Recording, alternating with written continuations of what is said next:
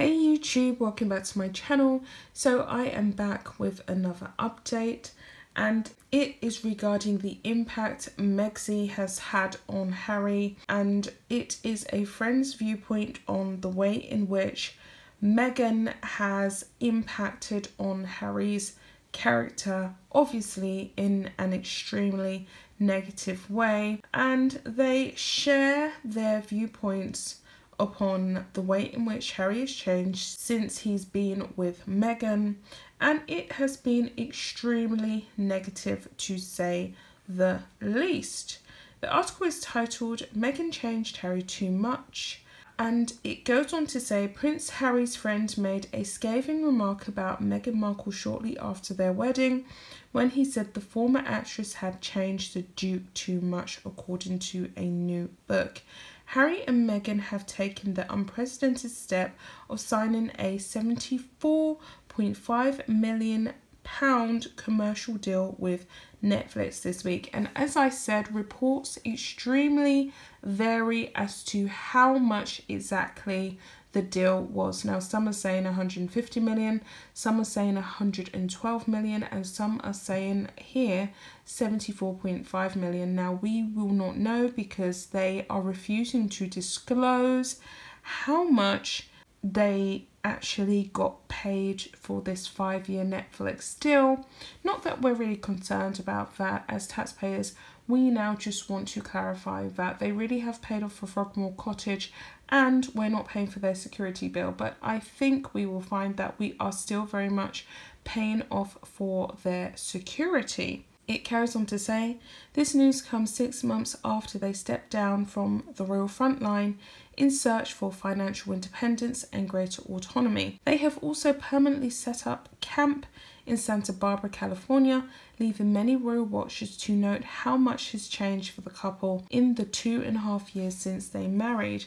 However, according to the newly released biography Finding Freedom, some of Harry's inner circle spotted how the royal was undergoing major changes just days after the Sussexes exchanged vows.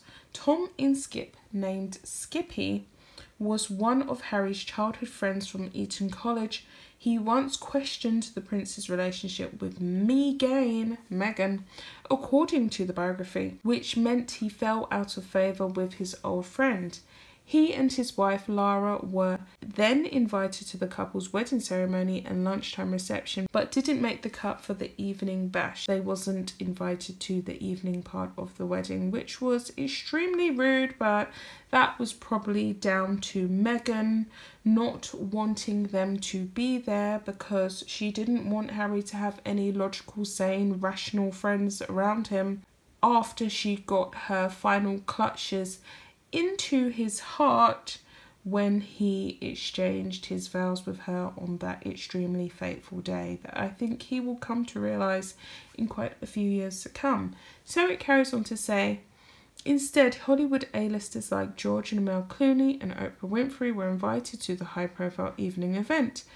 This added to the perception of many of Harry's old friends that the surprisingly selective guest list was the newlyweds' way of saying, these are the people we want in our lives moving forward, according to Finding Freedom.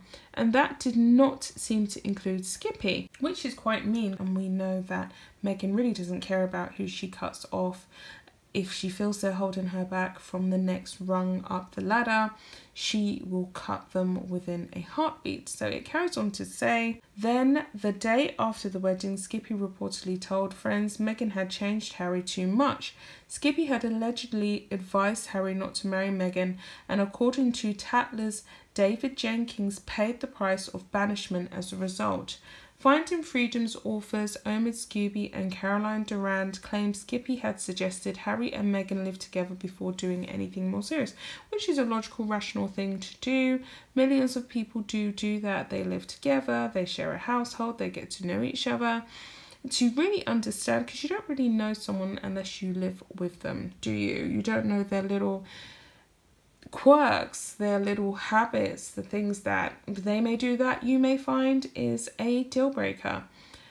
Harry didn't do any of this really. He rushed into it. He acted extremely desperate and he acted like he had limited choices. We know that William did not do that. He definitely took his time to get to know Kate. He dated her for 9 years and now they have been married for 9 years. So their relationship spans a total of nearly 2 decades. So he really knew her and he advised his brother to do the same. But what happened to him? Oh, he got the axe as well. Everybody gets the axe. If they don't agree with his union to Meghan, he's turned into Meghan, a very dismissive, calculated, cold-hearted person. But that's just my personal opinion. So it carries on to say, a source told the authors that Skippy's advice came from a good place. But Harry didn't totally see it that way, leading to the sudden breakdown in their friendship.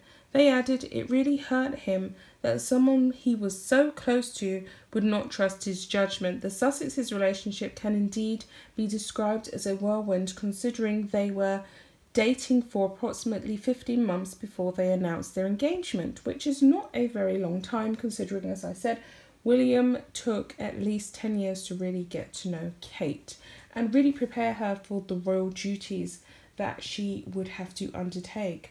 Really take, because it's not just getting to know the person, but also getting the person to understand what is required of them, which Harry seems to have not done. But then I guess maybe he always had it in the back of his mind that he wanted to abdicate from his royal duties and he did not want to be a part of the royal firm in any way, shape or form.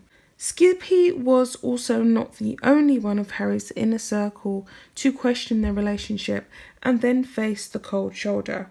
Harry's tumultuous rift with Prince William is alleged to have started when his older brother said Harry should take his time getting to know this girl, alluding to Meghan. And William was being quite complimentary because reports have surfaced that when Harry started dating Meghan, she was at least 38. So it carries on to say, the Duke of Cambridge was subsequently dubbed snobbish despite just wanting to make sure the American actress had the right intentions. After the wedding, Skippy reportedly told friends, "We've lost him," which pretty much they had. Harry is a lost cause at this point. He's definitely not going to be coming back to the royal fold anytime soon, and I think that he's going to trade every single shred of integrity, of royal connection that he's got for every single piece of Hollywood real estate that he possibly can get his little mitts on. So the article goes on to say, these claims come from the sympathetic account Finding Freedom, which wanted to show Megxit from Harry and Meghan's perspective. It must be noted that both the authors and the Sussexes deny any collaboration for the bombshell book.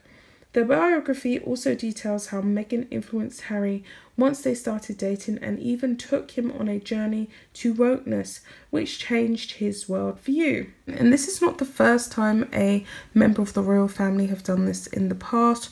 We know that Prince Andrew and Fergie were trading in on their royal connections at one point, or attempting to, and Prince Edward and Sophie of Wessex were also trying to trade in on their royal connections, which was quite humiliating and embarrassing for the royal family. So this is nothing new. They have dealt with this efficiently in the past, and I'm sure that they can deal with this type of treason again. The article carries on to say, the biography also details how Meghan influenced Harry. Mr. Scooby told National Public Radio last month that as a biracial woman, Meghan would have exposed Harry to racist remarks and commentary she has faced, which would have been the first time he would have seen such behaviour firsthand. Meghan, when she spoke on racism regarding her mum, an interview surfaced some months ago now regarding Meghan's take on racism. She allegedly said that her first experience of racism was when she witnessed someone calling her mother the N-word. She did not directly talk about herself. Meghan has never really said that she directly has experienced racism, and I do not believe that Meghan Markle has directly experienced severe, harsh prejudice, well, racism. I think she probably could have experienced prejudice, but I don't think she's experienced straight up hardcore racism that someone of a darker skin tone like Doria or myself would experience. So I just find it really hard to believe that Harry would have opened his eyes to what racism really is through the lens of Meghan. That's just my personal opinion. So the article carries on to say, Meghan has also encouraged Harry to take up her personal lifestyle habits. As her mother, Doria Raglan, is a professional yoga instructor, she is an enthusiastic yogi, and now her husband has followed in her footsteps. A friend told Vanity Fair, "We never thought Harry would be raving about yoga, but he loves it." Another pal told the outlet that with Meghan rising every day at 5 a.m, Harry has been inspired to adjust his schedule too, and now gets up super early with his wife. Harry also joined Meghan in going teetotal during her pregnancy. Another insider told Express, considering he's been a pretty brutal drinker since he was a younger teenager, it's quite an achievement. Other sources claim both of them now see a nutritionist and are into their supplements as Harry copies his wife's healthy eating habits. Harry reportedly begins his mornings with a green juice now and tries to exercise more frequently while cutting all cigarettes out of his day-to-day life, despite reportedly smoking since his teen years. Now, so it seems as though they both smoke, because there are numerous pictures that have surfaced online of Meghan having a fag on a yacht with Jessica Maroney. I saw her with a fag and a bottle of beer.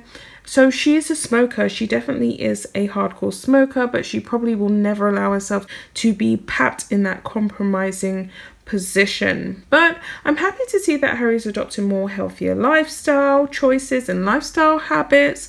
I think that that's a positive influence, but I think the rest of it is the way he's changed towards his family, towards the media, the way he's using the media and using his mother's name for cash is quite tragic, to be honest. So the article carries on to say, the Daily Mail's insider said Harry has promised no smoking at all at home.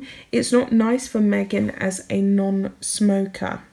But she is a smoker. She was a former smoker. Has she given up? I don't know. So it carries on to say, so there's no more hanging out of the window for a quick puff. Harry has quit for Meghan, but Meghan's a smoker. And I will insert some pictures in the video to let you guys see how much of a smoker Meghan is. And she doesn't look like this is the first time she is pulling on a cigarette. I'll be back with another video, guys. And yeah. Until then, take care. Bye, guys.